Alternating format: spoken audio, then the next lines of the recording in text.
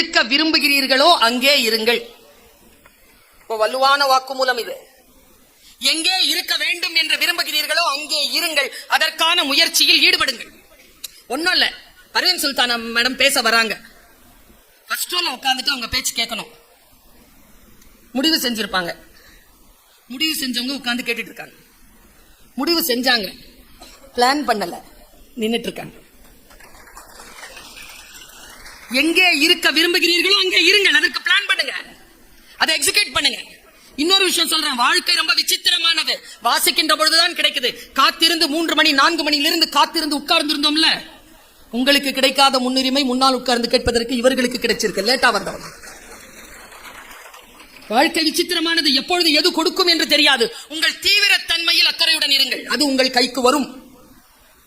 சுவாமி விவேகானந்தர் சொல்கிறார், தீவிரத்தன்மைக்கு பெயர்தான் பக்தி. எதுவாக இருந்தாலும் தீவிரத்தன்மையுடன் இருங்கள். கள்ளம் பெருசா காவல் பெருசாங்க? கள்ளம் பெருசா காவல் பெருசா? சின்னதெல்லாம் கத்துது கள்ளம், பெருசெல்லாம் கத்துது. உண்மையா சொன்னா கள்ளம் தாங்க பெருசு. ஏன் தெரியுமா? எவ்வளவு காவல் காத்துக்கோங்க, கள்ளம் நிகழ்ந்து கொண்டே இருக்கிறது. எனக்கு மிகப்பெரிய அறிவை தருகிறான் வள்ளுவன். சிறை காக்கும் காப்பு எவன் செய்யும், மகளிர் நிறை காக்கும் காப்பே தலை. எந்த காவலாலும் ஒரு பெண்ணை நீங்கள் பாதுகாப்பாக இருத்தி வைத்து விட முடியாது. அவள் ஆழ் மனதில் இருக்கக்கூடிய திண்மைதான் அவளை காக்கும் என்ற வார்த்தை இருக்கு இல்லையா, எனக்கு சில வெளிச்சங்களை தருகிறது. நான் யோசித்து பார்க்கிறேன். You be there where you want to be. எங்கே இருக்க விரும்புகிறீர்களோ அங்கே இருங்கள். இந்த பிள்ளை இருக்கல்ல கபிலா, நான் 12 வயதில் இருந்து பார்க்க பேச்சு போட்டிக்கு வருவா. அம்மா கூட்டிட்டு வருவாங்க, மனனம் செய்து பேசுவாள். பரிசு அவளுக்கு கிடைக்காது. பல நேரங்களில் தேர்ச்சி பெறுவாள், ஆனால் பரிசு வராது.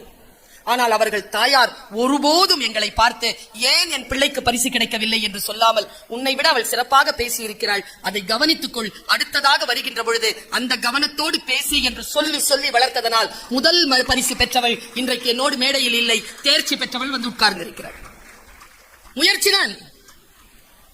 இந்த அறிவு இருக்கு இல்லையா, இந்த அறிவு நமக்கு எது தரும்? வாசிப்பினால் வரக்கூடிய அறிவு தெளிவு.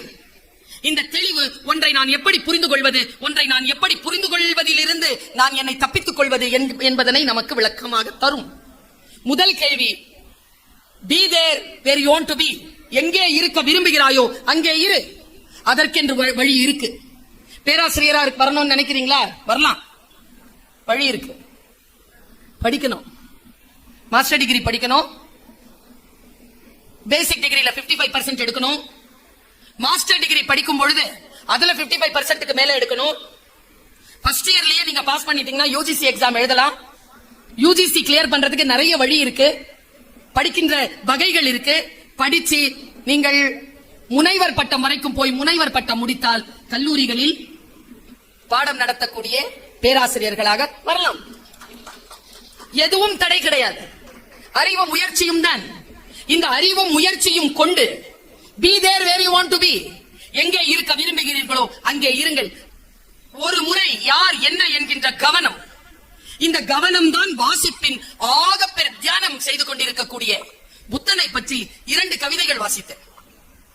அந்த 2 கவிதைகளையும் சொல்றேன், எப்படி புரிஞ்சுக்கிறீங்களோ புரிஞ்சுக்கோங்க. ஏனென்றால் யார் கருத்து சொன்னாலும் அது நம் வாழ்க்கைக்கு உதவு போவதில்லை. நம் வாழ்க்கைக்கு ஏற்றது போல் அதை நாம் பயன்படுத்தினால் ஒழிய. எனக்கு இருக்கக்கூடிய வாழ்க்கை சூழல் உங்களுக்கு கிடையாது, அதனால் நான் எந்த அறிவுரையும் உங்களுக்கு தந்துவிட முடியாது. பாருங்கள், சிப்பியின் சத்தம், சிற்பி செதுக்கிய உளியின் சத்தம் புத்தனின் தியானத்தை கலைக்கவே இல்லை. இப்படி ஒரு கவிதை படிச்சேன். உதிர்ந்து போன போதி மரம் துளிர்க்கவே இல்லை, எழுந்து போய்விட்டான் புத்தன்.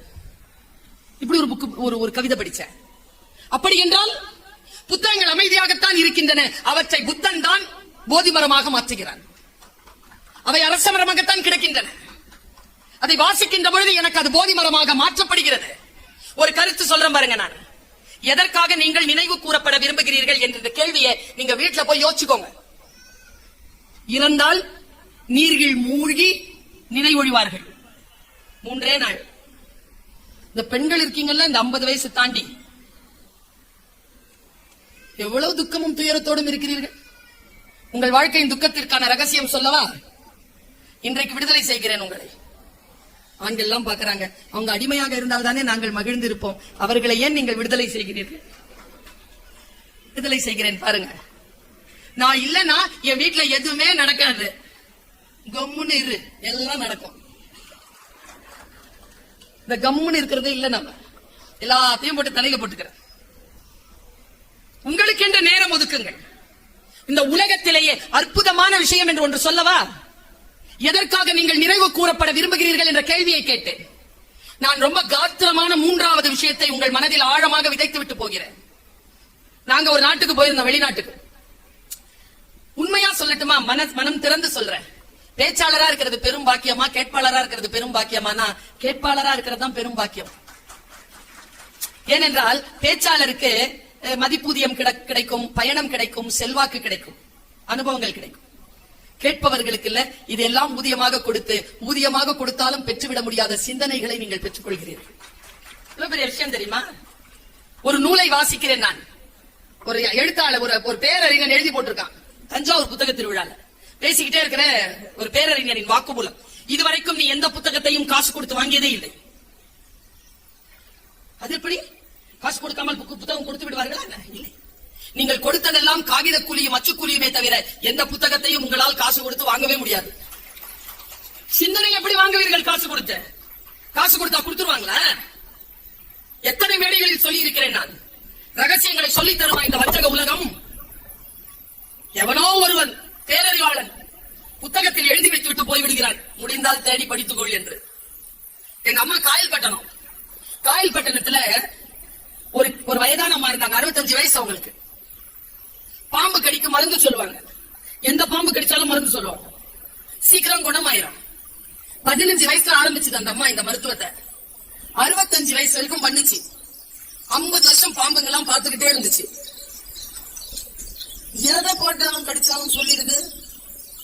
50 வருஷம் பார்த்துட்டு இருந்த பாம்புகள்ல ஒண்ணு கிளவிய கடிச்சிச்சு. கிளவி கீழே கிடக்கு, வாயிலாம் நோர. என்ன வச்சு பாட்டி? பாம்பு கடிச்சிருச்சா? என்ன பாம்பு கடிச்சது பாட்டி? சொல்லு, மருந்து எடுத்து கொடுக்குறோம். மருந்து சொல்லு பாட்டி. நீங்க பேர சொல்ல மருந்து சொல்லு. கட்டிலையா? கண்ணாடி இல்லையா? மருந்து சொல்லு பாட்டி. அது ரகசியம் சொல்லி செத்துருச்சு பாட்டி. செத்தாலும் சாவன தவிர ரகசியங்களை சொல்ல மாட்டேன் என்று சொல்லுகின்ற வஞ்சக உலகத்தில் நம் வாழ்க்கையை வெற்றி பெறுவதற்காக ரகசியங்களை தீவிரமாக ஏற்றி உட்கார்ந்திருக்கின்றன புத்தகங்கள். அவை நமக்கு அறிவை தருகின்றன.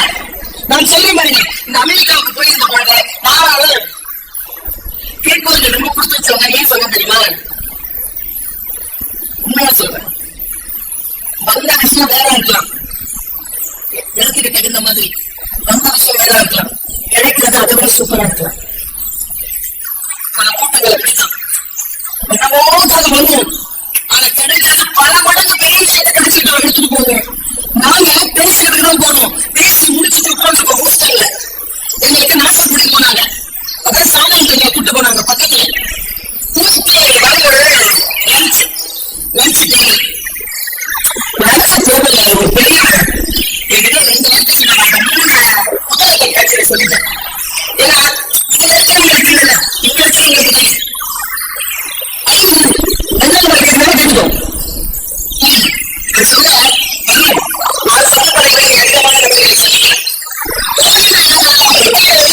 சமூகங்களை கடிதமான நபர்கள் சொல்லுங்க. சொல்லுங்க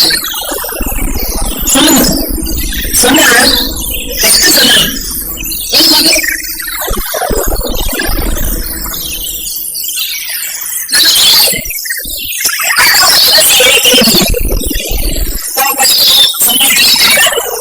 ஆனா இந்த வாழ்க்கை இருக்குல்ல, இந்த மனம், இருக்கிற அறிவு, இந்த மனசுக்கான மகிழ்ச்சி எப்படி அவர் சொன்னாரு. இதை வச்சு இதை வச்சு என்ன பண்றதுன்னு யோசி.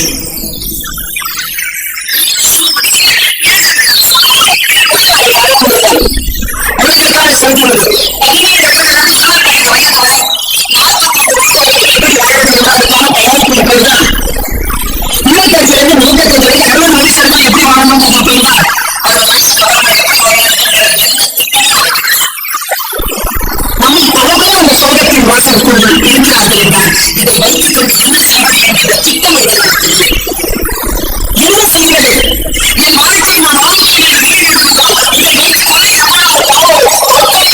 பாவம் என்பதை இந்த அரசாங்கம் சட்டத்தின் மூலமாக நமக்கு சொல்லியிருக்கிறார்.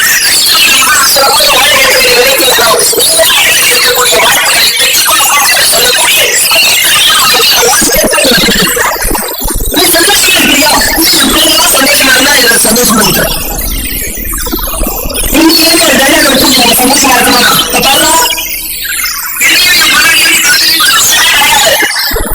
வயசுல நல்ல வேலை கொடுத்தீங்கன்னா கல்யாணம் பண்ணி உள்ள கொண்டு நீங்க பாரு சொல்ல வளர்ந்தாங்க அதெல்லாம் விடம் பண்ணிட்டு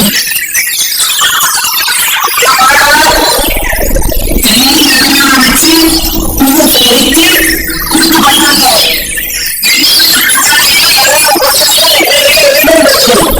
வளர்ந்த ஆளாகி உங்கள் கஷ்டங்கள் எல்லாமே நான் நீக்கி தருகிறேன். உங்களுடைய பொறுப்பை என்ன செய்ய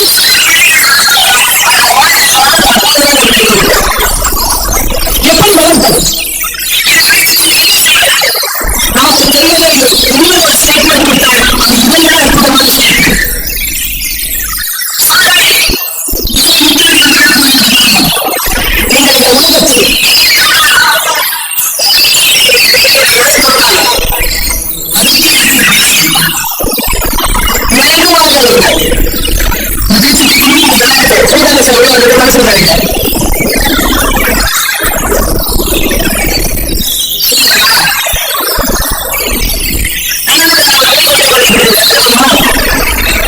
உங்கள் வாழ்க்கையை நீங்கள் பெற்றுள்ளதே உங்களால் அந்த வாழ்க்கை மதிப்புடையதை உங்களுக்கு ஊதியமாக இங்கே வழங்கிக் கொண்டிருக்கிறார்.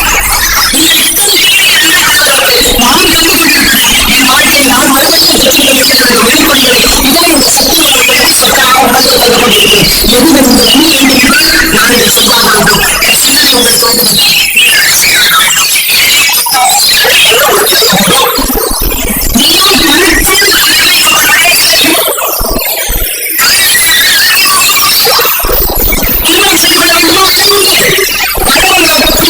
சாப்பாடு போடுறதும் நம்ம மட்டும்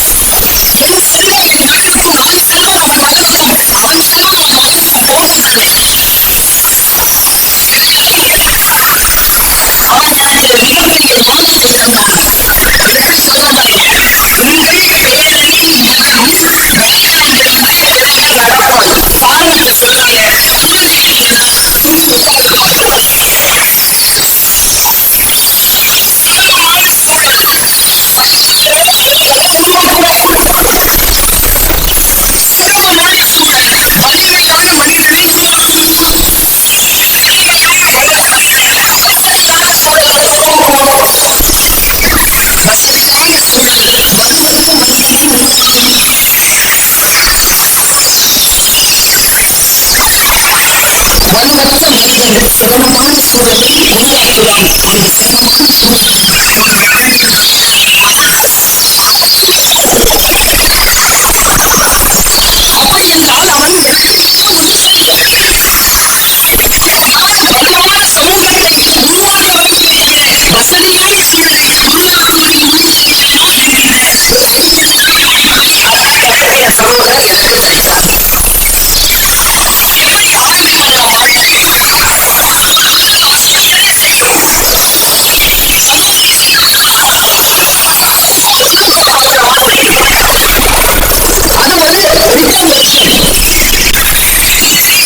ஒரு ரிட்டர்ன் நான் உங்களுக்கு கடைசி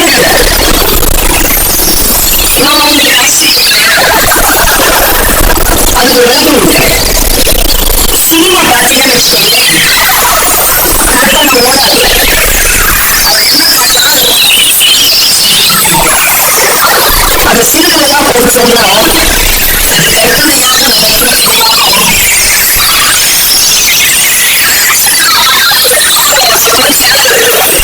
வேறு சொல்லவில்லை. ஐன்ஸ்டீன் சொல்லுகிறார், imagination is more then knowledge. கற்பனை திறன் என்பது அறிவை விட மேலானது. நான் கற்பனையே இல்லாமல் இருக்கிறேன் இப்பொழுது. நான் ஒரு காட்சியை பார்த்தேன். அந்த காட்சியை பார்த்து பாருங்க, இதை சொல்லுங்க. என்ன பார்க்கிறோம்? நான் பேசுகிறேன். இந்த சொற்கள் உங்களுக்குள் சென்று ரசமாக நான் எங்க சிறுக தெரியுமா? பேசுறது கவனமா யாரும் பேசிக்கிட்டே இருக்காங்களோ அவங்கதான் நல்லது. உள்ள பேசிக்கிட்டே இருக்கோம். சொன்னாங்கல்ல, என்ன சொல்லிடுவோம்? இந்த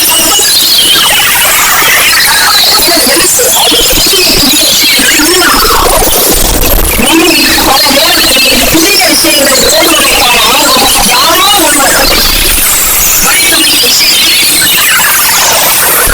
அப்படி இல்லாமல் பிள்ளைகள் வாசிக்கின்ற போது என்ன நடக்கும்னு பாருங்க. புரியாது.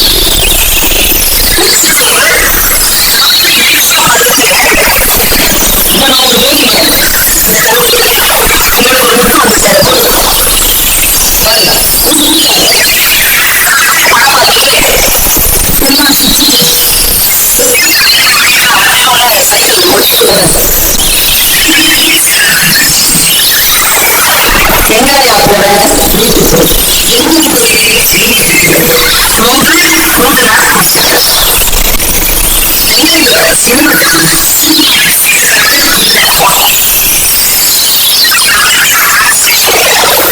ஸ்டேஷனுக்கு கூட்டிட்டு போய் 3 மணி எந்த இடத்துல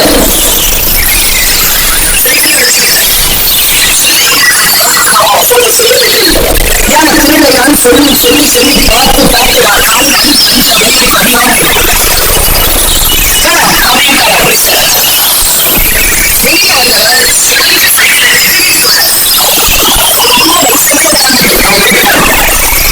ஐயோ ராத்திரிலாம் ஏறி கொண்டு போய் எங்கெல்லாம் போனீங்க எப்படி அடிபட்டு வந்து சொல்ல உட்காந்து குளிக்க வச்சு கட்டு போட்டு படுக்க வச்சு இன்ஜின் அடி கொடுத்ததெல்லாம் வாயால சரி அது எங்கேயும் கிடையாது. அப்புறம் போய் யூடியூப்ல சம்பவத்தை யோசிக்கிறது அவங்க அன்றிலிருந்து முடித்துவிட்டு அடுத்ததை ஏற்றுக்கொண்டார்.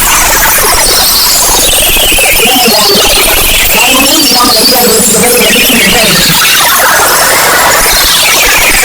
இந்த மாதிரி ஒரு கதை, ஒரு சிறுகதை. குடிக்கிற பழக்கமும் பொண்டாட்டி அடிக்கிற பழக்கமும் இருக்கிறவங்க கிடைச்சீங்கன்னு வச்சுக்கோங்களேன், போலீஸ்ல